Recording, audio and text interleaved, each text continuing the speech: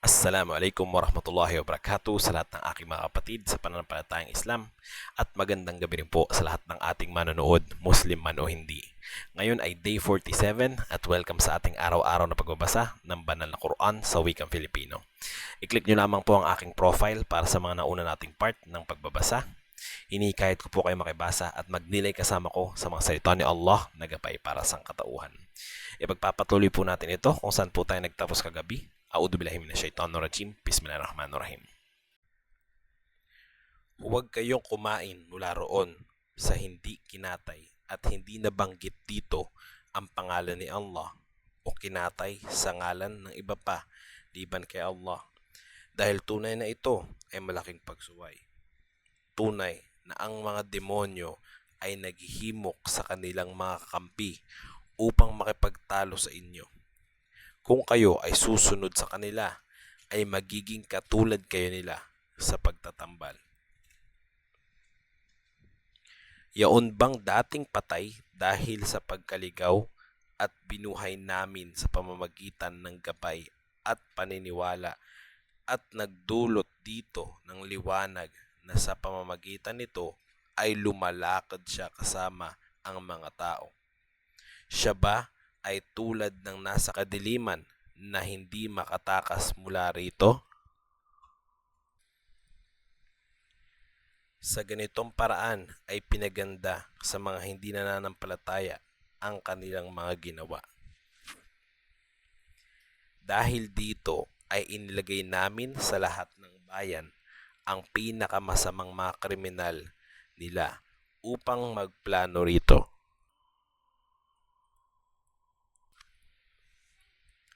Ngunit sila ay hindi nagpaplano liban na lamang na laban sa kanilang mga sarili at hindi nila ito napapansin.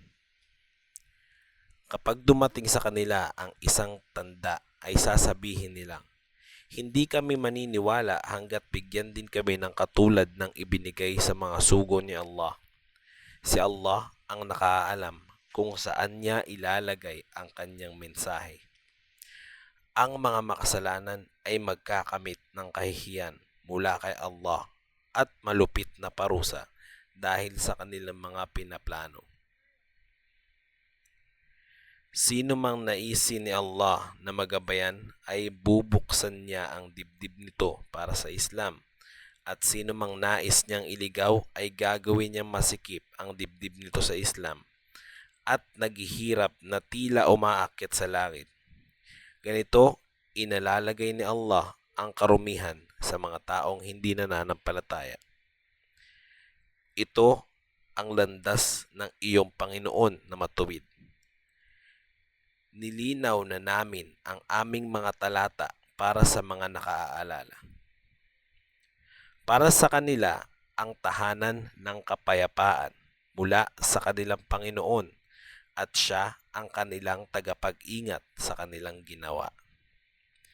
Sa araw na titipunin sila ni Allah lahat-lahat at sasabihin niyang, O mga engkanto, kayo ay nagligaw sa maraming mga tao. At ang kanilang kakamping mga tao ay magsasabing, Aming Panginoon, ginamit ng iba sa amin ang iba pa.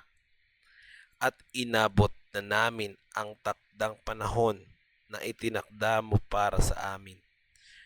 Sasabihin niya, ang apoy ay inyong tahanan. Dito kayo mananatili habang panahon, liban na lamang na naisin ni Allah. Tunay na ang iyong Panginoon ay maalam at nakaalam. Ganito namin ginawang kakampi ng mga makasalanan ang isa't isa dahil sa kanilang mga inani. O mga engkanto at tao, hindi ba dumating sa inyo ang mga sugo na kabilang sa inyo na nagsalaysay sa inyo ng aking mga talata at nagbabala sa inyo sa pagtitipon sa araw ninyong ito? Sasabihin nilang, sumaksi kami laban sa aming mga sarili. Nilinlang sila ng buhay sa mundo at sila ay sasaksi laban sa kanilang mga sarili na sila ay mga hindi nananampalataya. Ito ay dahil sa ang iyong Panginoon ay hindi magwawasak sa mga bayan dahil sa kasalanan na ang mamamayan nito ay hindi nakaalam. Para sa lahat ng mga antas dahil sa kanilang mga ginawa, ang iyong Panginoon ay hindi nalilingat sa kanilang mga ginagawa. Ang iyong Panginoon ay mayaman at nagtataglay ng awa. Kung naisin niya ay aalisin niya kayo at papalitan kayo ng sino mang naisin niya, tulad ng kung paano niya kayo nilikha bilang mga inapo ng iba pang mga nasyon. Tunay na ang ipinangako sa inyo ay darating at kayo ay hindi magdudulot ng kabiguan kay Allah.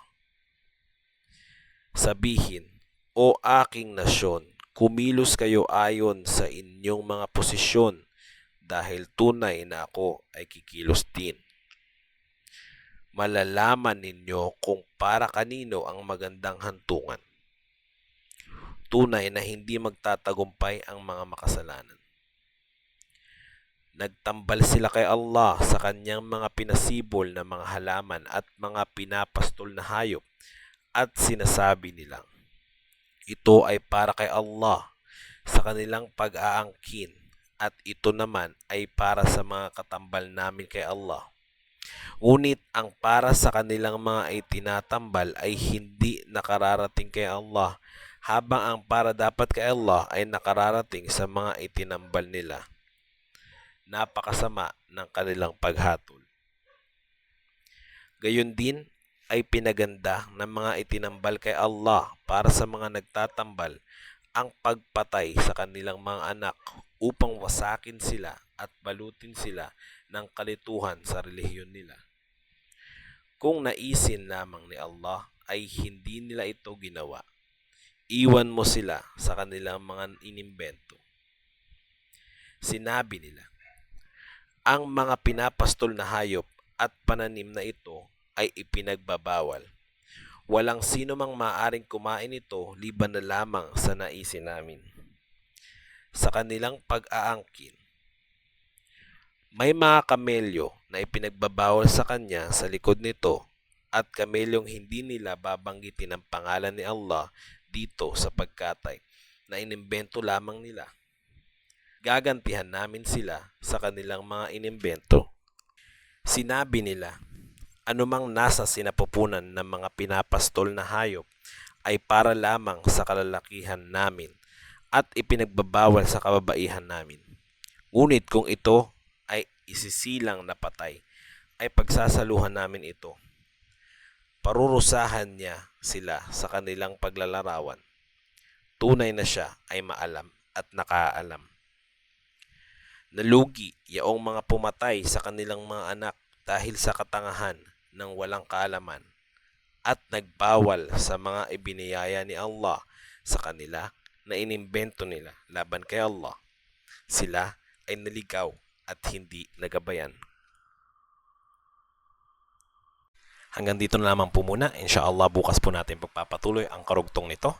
Maraming salamat po sa pakibasa at pakikinig. Gantimpalaan nawa tayo ni Allah. Assalamualaikum warahmatullahi wabarakatuh.